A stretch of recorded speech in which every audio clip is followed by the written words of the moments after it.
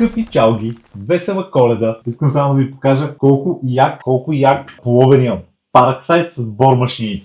Скандално! Така, чалги, днес е трети епизод, който ви го бях обещал преди един месец. Така че, радвайте се. Коледа е. Наистината е, че супер трудно се монтират видеята, защото страшно много кадри липсват. Няма какво да се направи по въпроса. Много ми се иска да го бях снимал цялото, но все още се уча, така че имайте търпение. В днескашния епизод ще видим документи как се вадят, изкоп как се прави, бетон как се бърка и как се прави пояс.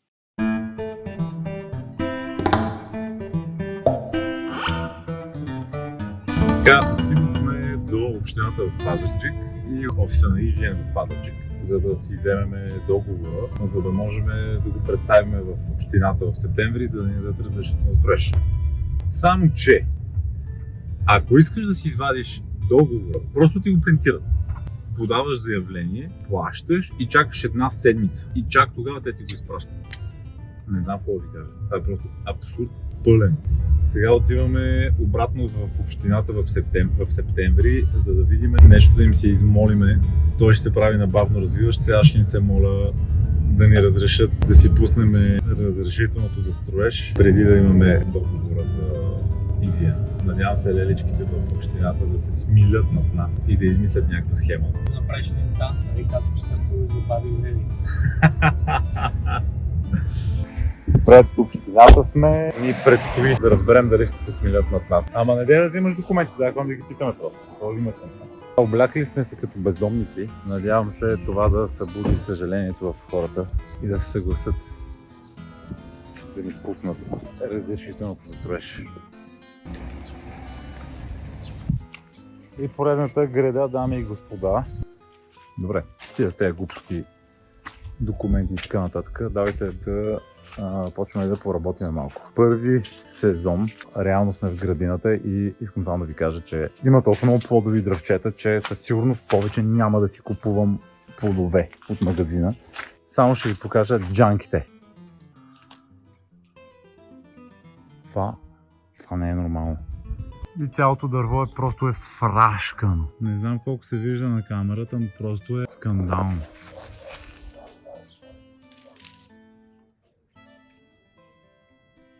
Три джанки на шеп. Сега започваме с тази работилница. Това там е брат ми, който пак се регистрира в някой гей порно сайт. Ти съм издал пред хората. Това е работилницата. Това е входа. Имаме и външна тоалетна. Тази работилница всъщност ще стане стая. Тази цялата стена ще падне. Ето тук ще има колона. Ще удължи този трегер до тази бетонна колона. Това цялото място се освободи, да има само една колона в средата. Там ще има дограма, тук ще има дограма и от тук ще се влиза реално. Отпред имаме коледни охички. Сега вътре какво трябва да се случи? Трябва подът да бъде изкопан, да излеем плоча. Като под плочата трябва да има дренаж с чакъл и дренажни тръби. Но за целта първо трябва да изкараме целия този материал. Разкарваме ги тези неща. Тези бъчвички ще си ги запазим и ще направим нещо с тях. Още не знам какво. Айде си се обяснявам, дай да работим.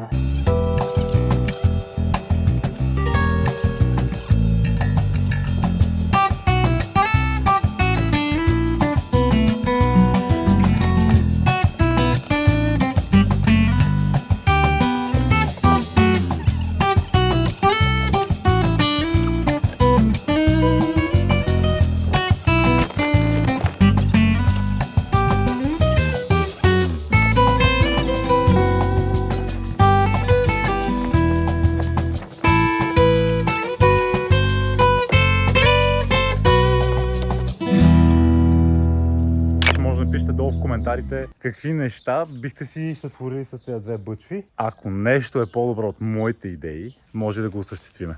Естествено, който даде идеята, ще получи кредит.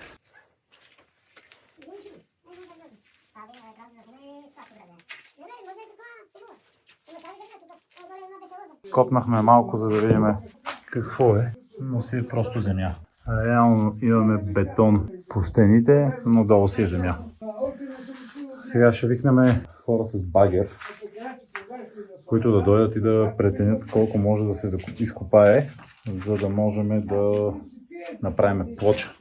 Не знам дали виждате, но мога да пипна тавана, което означава, че тук е може би 2,30, 2,40. Ще гледаме да го направим да е по-високо. Защото все пак трябва баскетболни мачове да правим. Готови ли сте да се хипнотизираме, докато гледаме как копае багер? Ама не сме снимали процеса, защото ние не бяхме там. Всъщност ние просто се разбрахме с багериста и той отиде. Казва се Боги. Добре, че Боги се е сетил поне снимки да ни праща, за да можем да се координираме и после да имаме нещо, което да използваме. Слава Богу. Първо започна с това да види колко са дълбоко основите, да ни предупреди и да ни види дали сме окей и да започва да копае. Като после бях супер впечатлен, как всичко е буквално изравнено все едно с лазер. Не знам как го е направил, но наистина е факир, магиосник. Почиваме основите, защото изкопахме стаята, за да може да изведем плоча. Преди това подът беше просто пръст. Обаче в момента, за да става за живеене, да си е изолирана и да си е всичко както трябва, ще си направим бетонна плоча и върху нея вече паркет. Ма какъв си сладичък, бе? Слухай го! Гледай го! Добре ли си е точно?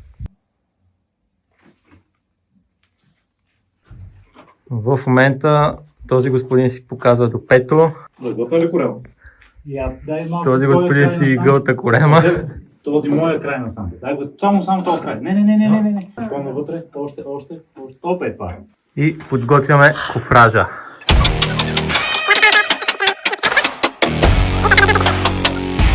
Heavy as a crown, it cuts me to the bone. Shines like fire, but it chills me when I'm alone. Silver on my table.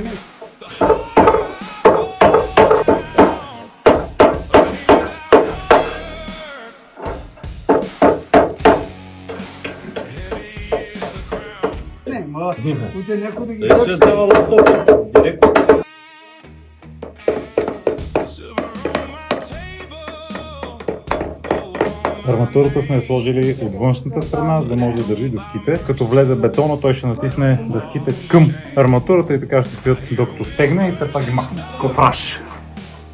Така наречения кофраж. What's the use of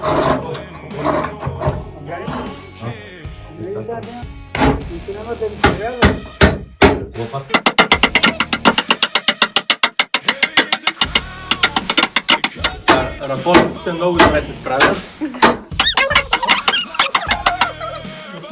Добре, останаха малките две. Това е главният бригадир. Мене заебе, Супервайзър.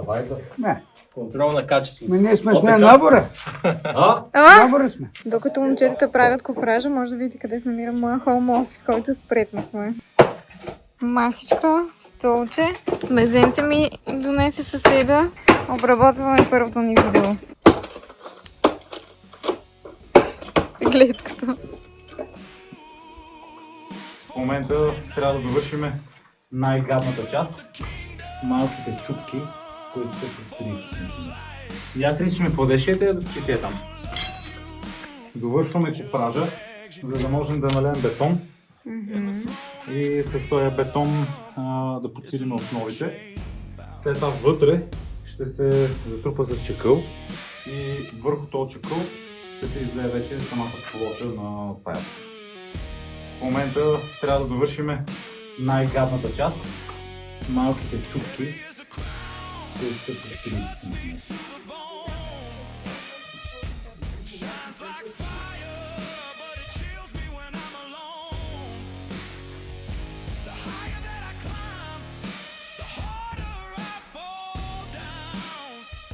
Целият кофраж е готов и сега започва мега бъркането на бетон. Само първо трябва да намокрим всичко с вода, защото когато тръгнеш да сипваш бетона и ако имаш сухи камъни, тухли, пръсти, каквото и да е, то започва да изсмуква водата на бетона и тогава бетона се напуква. Така че сега почва голямото мокрене.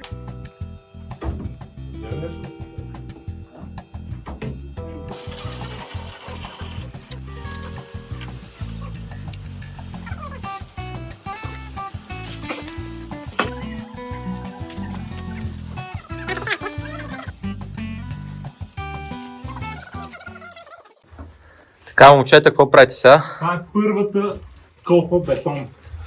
Ела. Не бъдете толкова много, драги чалги. Оказва се, че ще идваме 2 пъти, защото явно ще напълнят това нещо и после ще идваме за арматура, което вече знам, че са метални пръчки. Важно е всеки ден да учиш по нещо ново. Това е. Браво на Велизар. Дягай, Това е велико.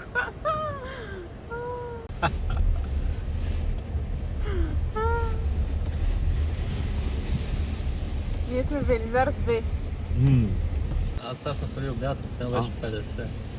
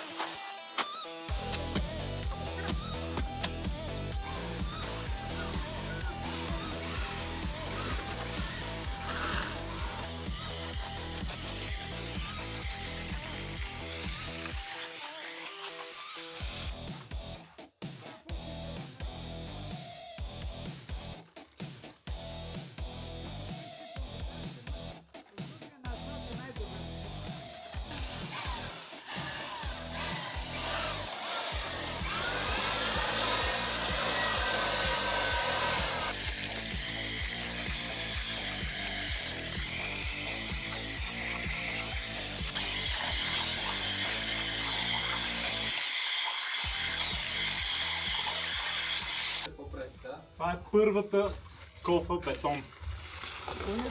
Конеца трябваше да го махне. Кой? Конец гърши има. Това не пречи. Не пречи. Напримай камъни, слагайте между това ще разкарате. Ами ще донесеш и маста.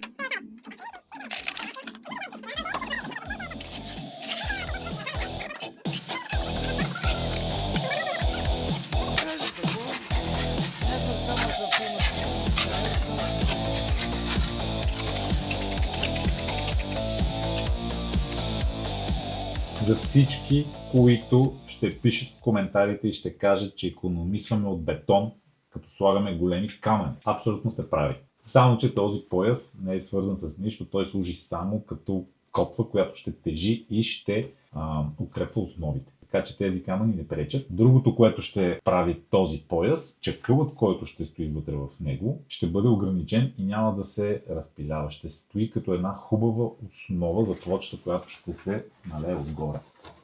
Оле, май.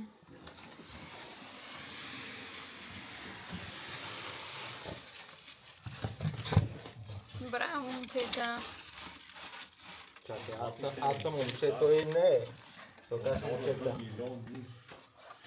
Часо. Чули какво ти каза, Влади? Че си стар. Че си стар ти каза. Кой? Христо. Аз имах прича, не е от същия пол.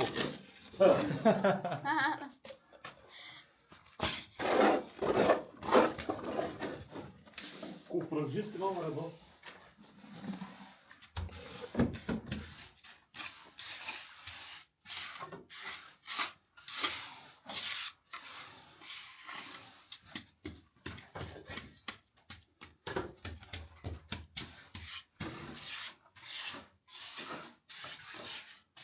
Къде е кунцията?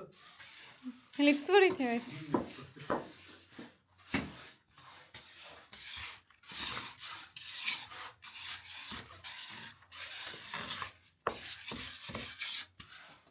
Снимахме много кадри от финала, ама не искам да ви ги покажа.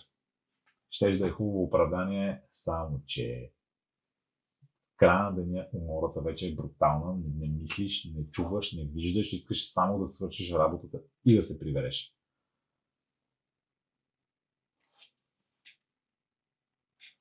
Ще ме изтърпите малко, докато се науча и стана мега бруталния ютубър, ще има малко недоразумение, но ви обещавам, че много скоро ще гледате видеа, които ще са по холивудски стандарти. Или поне боливудски, ще видим. Така, за днес успяхме да направим целия кофраж. да вържем арматурата, да забъркаме достатъчно бетон и да налеем целия пояс. Този къртовски труд не ни беше достатъчен да си кажем, що да не си купиме една баркачка, която се върти автоматично.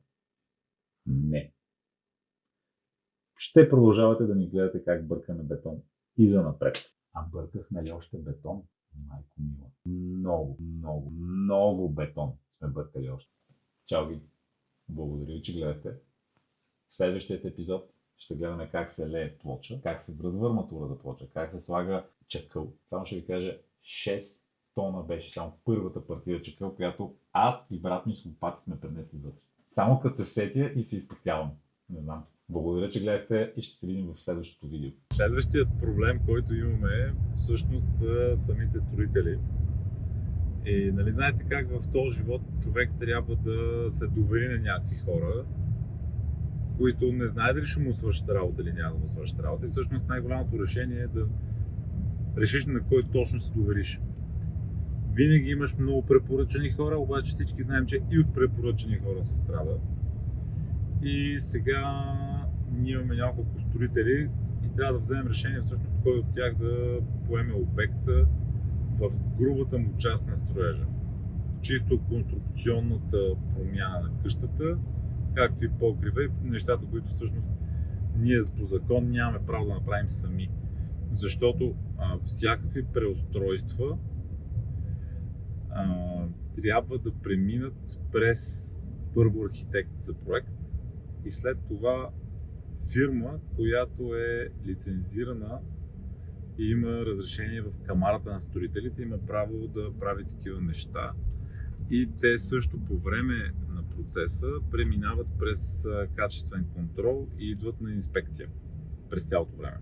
Нали знаете, акт 13, 14, 15, 16, 20 и така нататък. Общо взето сега трябва да измислиме кой ще ги прави тези неща. И нещо много интересно. Говорим си с строителите от Пловдив, които са ни препоръчени, и тези хора ни питат откъде си вземем бетона. Откъде? Аз ще знам откъде си вземеш бетон. Мисля, това нормално ли? Ако някой знае откъде си вземем бетон, може да ни пише долу в коментарите.